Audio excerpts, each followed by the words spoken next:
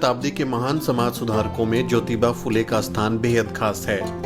उन्होंने सामाजिक क्रांति की ऐसी अलख जगाई कि ब्राह्मणवादी वर्ण व्यवस्था की चूल हिल गई। उनका मानना था कि समाज में धर्म पर निर्भरता के कारण किसी भी प्रकार का सुधार तब तक नहीं हो सकता जब तक धर्म में सुधार ना किया जाए। आइए आपको उनके 20 महान विचार बताते हैं जो ब्राह्मणवाद की बखिया उधेड़ देते हैं। धंधा है, इसी तरह पूजा पाठ करना या करवाना ब्राह्मण का धर्म नहीं, धंधा है। 19वीं शताब्दी के महान समाज सुधारकों में ज्योतिबा फुले का स्थान बेहद खास है। उन्होंने सामाजिक क्रांति की ऐसी अलख जगाई कि ब्राह्मणवादी वर्ण व्यवस्था की चूल हिल गई।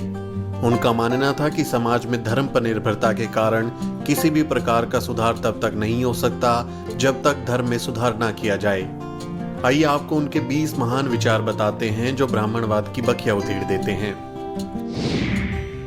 ब्राह्मण दावा करते हैं कि वो ब्रह्मा के मुख से पैदा हुए, तो क्या ब्रह्मा के मुख में गर्भ ठहरा था? क्या महावारी भी ब्रह्मा के मुख में आई थी? और अगर जन्म दिया तो ब्रह्मा ने शिशु को स्तनपान कैसे कराया?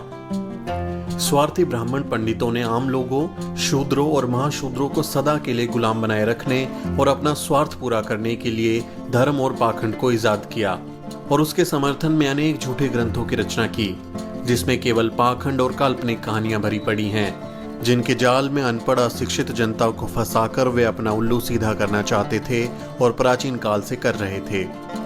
मंदिरों के देवी देवता ब्राह्मण पुरोहितों का ढकोसला हैं। दुनिया बनाने वाला एक पत्थर विशेष या खास जगह तक ही कैसे सीमित हो सकता है? जिस पत्थर से सड़क और मकान वगैरह बनाया जाता है, उसमें देवता कैसे हो सकते हैं? अगर पत्थर में मंत्रों के जरिए देवता आ सकते हैं, तब तो मंत्रों के जरिए मुर्दों को भी जिंदा किया जा सकता है। अगर सबको बनाने वाला एक है और उसने ही सभी चीजों को सबके लिए बनाया है, तो फिर धर्म अनेक कैसे हो सकते हैं? जाति प्रथा धर्म नहीं है, बल्कि ये ब्राह्मणों की अन्य लोगों को नीच मानने की प्रवृत्ति है। किसी व्यक्ति द्वारा गुजारा करने के लिए किया गया कर्म उसका धंधा है, न कि धर्म। किसी भी व्यक्ति को सामाजिक समानता, राजनीतिक भागीदारी, धार्मिक आर्थिक स्वतंत्रता और पढ़ने लिखने से वंचित करना और उनका शारीरिक और मानसिक रूप से धर्म के आधार पर शोषण करना या शोषण को धर्म मानना क्रूरता और निर्दयता है। धर्म वो है जो समाज के हित में हो, समाज के कल्याण के लिए हो। जो धर्म समाज के हित में नहीं, वो धर्म नहीं है। मातंग आर्यों में जांचते ही खून एक ही आत्मा जान दोनों में। दोनों समान सब खाते पीते, इच्छा भी भोगते एक समान।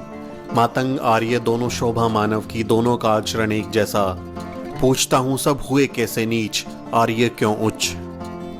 सभी व्यक्ति चाहे वो स्त्री हो या पुरुष जन्म से समान होते हैं, इसलिए उनके साथ किसी प्रकार का भेदभाव का व्यवहार मानवता और नैतिकता के खिलाफ है। समाज के विकास के लिए जरूरी है कि समाज का संगठन ऐसा हो कि उसके सभी सदस्यों को स्वतंत्रता और समानता के अधिकार मिले और उनके बीच भाईचारा हो। स्वतंत्रता और अवसर की समानता हर मनुष्य की बुनियादी आवश्यकता है। स्वतंत्रता के अभाव में किसी भी मनुष्य के व्यक्तित्व का संपूर्ण विकास नहीं हो सकता। मानवता सर्वश्रेष्ठ है। जात पात, वर्ण भेद और ऊंच नीच की दीवारें सब ब्राह्मणों की देन हैं, जो उन्होंने अपने लाभ के लिए खड़ी की हैं। विभिन्न प्रकार के कर्मकांड, धार्मिक अनुष्ठान भोली भाली जनता को लूटने के लिए बनाए गए हैं। ये एक पुश्तैनी धार्मिक लूट है।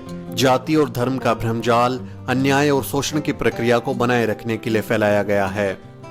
धनी किसान की शादी में उनके रिश्तेदारों और बारातियों की अनदेखी कर ब्राह्मण दक्षिणा के लिए इतनी हड़बड़ी मचाते हैं कि वर वधू के पिताओं को रिश्तेदारों का स्वागत करने का मौका भी नहीं मिलता। ऐसे निर्लज्ज भिखारी किसी दूसरे देश या जाति में मिलेंगे? ब्राह्मणवादी अपनी घृणित सोच के कारण मैला खाने वाली गाय का पेशाब पीकर पवित्र होते हैं, लेकिन एक शूद्र के हाथ का साफ सुथरा पानी नहीं पीते। समाज में व्याप्त धार्मिक कट्टरता और अंधविश्वास सामाजिक एकता और बंधुता में सबसे बड़ी रुकावट है। जब तक समाज में प्रचलित वर्ण, धर्म और जाति प्रथा का उन्मूलन नहीं किया जाता और समाज का संगठन समानता के आधार पर नहीं किया जाता, तब तक सामाजिक एकता नहीं हो सकती और एकता के अभाव में समाज या देश का संपूर्ण विकास नहीं हो सकता। अगर ब्राह्मण विद्वानों को सही में सभी लोगों में एकता स्थापित करने और देश के उत्थान की चिंता है, तो सबसे पहले उन्हें वर्ण धर्म को जल समाधि दे देनी चाहिए और सभी के साथ समानता का व्यवहार करना चाहिए। तभी समाज में वास्तविक एकता स्थापित की जा सकती है और देश का उत्थान हो सकता है।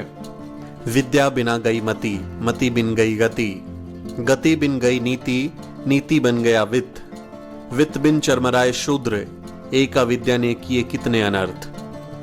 राष्ट्रपिता ज्योतिबा फुले और क्रांति ज्योति माता सावित्रीबाई फुले के ये विचार बहुजन समाज को हमेशा प्रेरणा देते रहेंगे।